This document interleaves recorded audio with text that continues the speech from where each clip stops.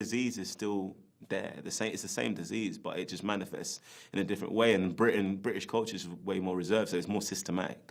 I think in America you have the systematic and then you have the overt. Although they can all ultimately trace their ancestry back to Africa, Black Americans and Black Britons tend to notice more differences than similarities between each other. Whilst they share the experience of living in countries where the population is majority white, there are a multitude of cultural and historical differences that make the experiences of Black Americans and Britons very different. The greatest similarities between these two diasporas are their experiences of racism, but only to an extent because, as we will see, racism manifests differently in the US and the UK. We will be looking at three major areas where Black Americans and Brits differ, but also find common ground: their history, their culture, and their experiences of racism. Understanding the origins of these two Black communities is essential to understanding their differences. In the United States, the vast majority of Black people are descended from Africans who were sold into slavery as part of the transatlantic slave trade. Even after the eventual abolition of slavery, Black people continued to suffer from oppression through economic inequality and systems of segregation that ensured they remained second-class citizens. You've got to keep the white and the black separate. I say segregation now, segregation tomorrow, and segregation forever.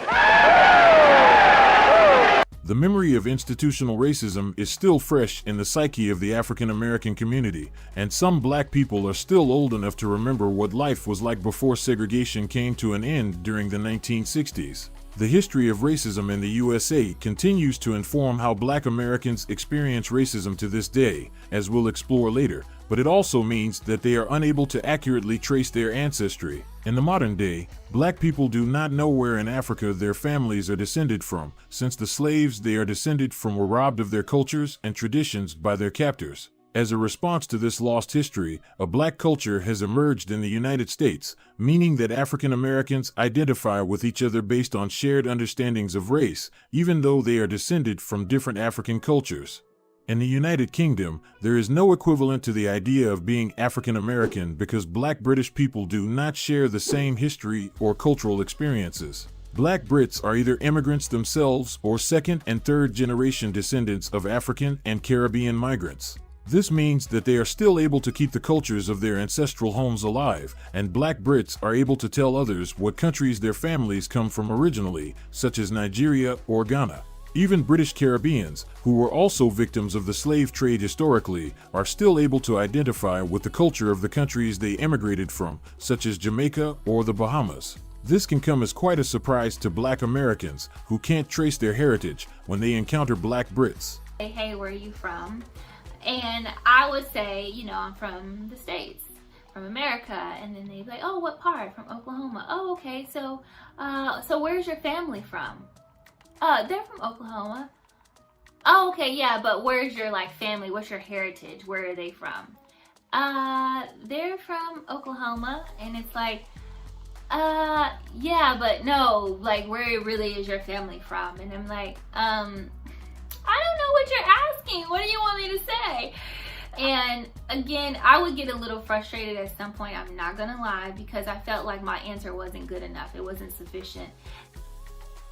The fact that Black Americans have been cut off from their African heritage means that their food culture contains few traditional African foods in comparison to Black British cuisine. Originating in the southern states from the cuisines of enslaved Africans, soul food emerged from the combination of the food that was available to slaves and the meals they were used to eating in their native lands. The influence of African cooking on soul food is evident from the heat level of many of the dishes and the use of rice as a staple food, among other things. Mac and cheese, cornbread, collard greens, fried chicken, jambalaya, and gumbo are all examples of popular soul foods. In the UK, African and Caribbean cooking was able to be brought over directly by immigrants, and authentic dishes from these food cultures have found a home on British shores. Caribbean foods, such as jerk chicken, fungi, and callaloo, and African dishes like jollof rice, egusi stew, and fufu are all lovingly prepared in the kitchens of Black Brits. Differences in culture between Black Americans and Brits arise for the historical reasons we just discussed, but also because the United States exports its culture much more successfully. Whereas the UK has access to every American TV show and musician, only the most successful British cultural exports make waves across the Atlantic. This means that British people are much more knowledgeable on American culture than the other way around. Countless African American musicians are popular in the UK, but very few Black British artists have managed to cross the pond. This phenomenon has produced a viral trend where Black Americans react to British music genres that have emerged from the Black community, such as grime and drill. I ain't even gonna act like I understand everything he's saying. I don't understand everything he's saying, but the energy, the beat, and how he's saying it as far as it got me rocking. Generally speaking, the ubiquity of the United States and its position as a world leader means that British people are much more sensitive to American issues than vice versa. Whereas many Americans would not know that the policing of Black communities in relation to knife crime is very controversial in the UK, every Brit knows about police brutality in the United States, as demonstrated by the protests sparked by the murder of George Floyd. Even though George Floyd's murder had nothing to do with British policing and institutions, there were still widespread Black Lives Matter protests organized across the UK as a result. Black people in the UK are still able to sympathize with African Americans because they experience racism, albeit in different forms. Overall, Black Brits tend to describe racism as more subtle, manifesting in daily interactions or as a general feeling of being different and unwelcome. Sometimes here and there where you walk into a store and you're the only Black person there and everyone kind of has their eyes on you, following you around like as you go through the stores, and it's like, come on. You have the occasional throwing slurs at you, but like you learn to brush it off and keep moving. So I know it's there. I've felt my own share of racist things. In America, Black people have experienced institutional racism on a much larger scale historically, and the legacy of that oppression is still alive today. Black Americans can point to the disproportionate violence of the police, the repealing of affirmative action, and the continued debate on reparations for slavery as evidence that racial tension is very much alive within American institutions.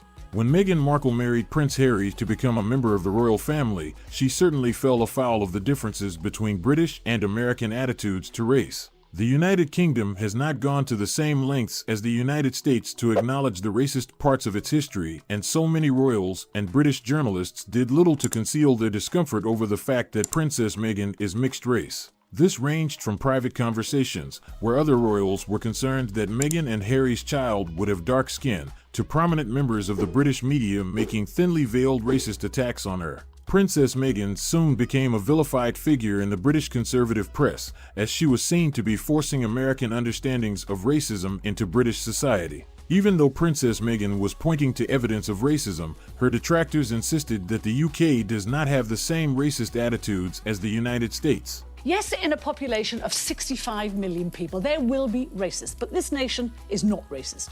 And the Liberal elite defames and disrespects the people of this country by conflating those who simply want to control the numbers coming here with the minuscule numbers who do hate immigrants.